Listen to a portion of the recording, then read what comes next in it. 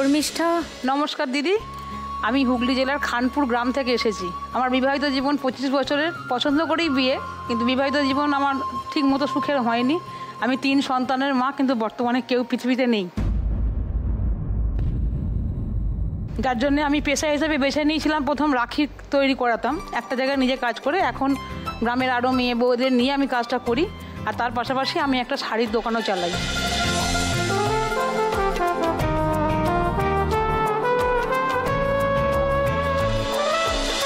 আসছি সবার কাছেই গল্প শুনবো তোমাদের। পার্বতী দি, নমস্কার। নমস্কার সুদীপ্তা দিদিমণি, আমার নাম পার্বতী ঘোষ, মুর্শিদাবাদ থেকে এসেছি। আমার এক ছেলে এক মেয়ে। আমার স্বামী 1997 সালে নিখোঁজ। নিখোঁজ? হ্যাঁ, ওনাকে পাওয়া যায়নি। তখন মেয়ের বয়স ছিল 2 বছর, ছেলের বয়স ছিল 5 বছর। আমার জীবনের সাথে মানে লড়াই অনেক করতে করতে আমি এই জায়গায় এসেছি। ওই জন্য আমি এখন ভক্তের পথে আছি। ছেলে মেয়ের বিয়ে দিয়ে মানে ঠাকুরের সেবায় লাগি, প্রভুদের সৎসঙ্গতে থাকি। যেখানে অনুষ্ঠান উৎসব হয় প্রভুরা ডাকলেই যাই।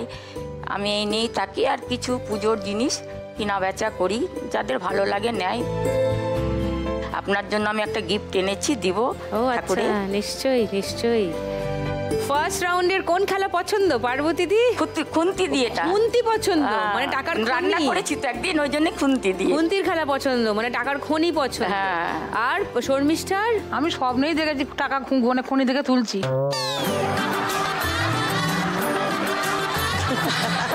আমি বলে এসেছি ওই খেলাটা হলে খুব ভালো হয়। স্বপ্নে দেখেছে টাকার খনি থেকে টাকা তুলছে।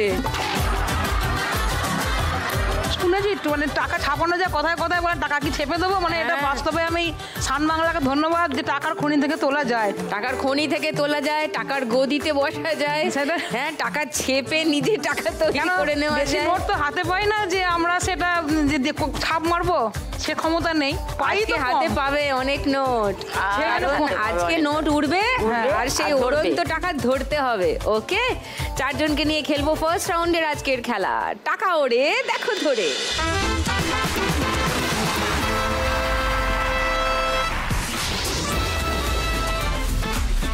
টাকা ওড়ার মেশিন এসে গেছে। পার্বতী দি, দেখেন তো এই খেলাটা? দেখি তো। আজকে ধরতে হবে কিন্তু টাকা। একদম ধরবো। একদম ধরবে? চলো চলো চলো, শুরু করবো খেলা।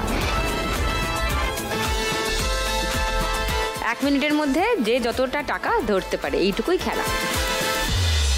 মালতীকে প্রথমে ডাকবো, তার আগে একটু মালতীর গল্পটা জেনে নিই। আমার মানে আর্থিক অবস্থা খুবই খারাপ। আমার স্বামী রিক্সা চালাতো, তাই আমি একটা দোকান কিনেছি, কিনে ফেলে রেখেছিলাম কয়েক মাস।